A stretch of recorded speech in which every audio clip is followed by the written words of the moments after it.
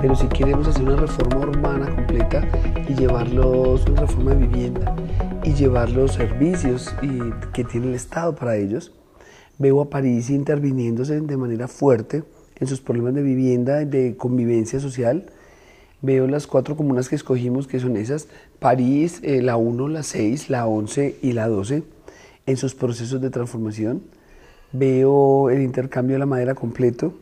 Veo la planta de aguas residuales arrancando su proceso.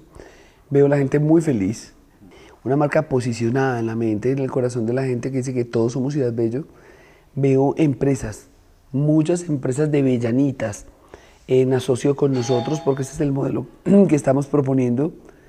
Veo las quebradas empezándose a limpiar todas, en un plan de reubicación progresivo de la gente que está en las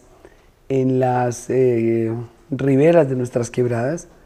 Veo amor, veo positivismo, veo fuerza alrededor del cambio. Por Dios, Bello va a ser hermoso, Bello va a ser hermoso, sin lugar a dudas.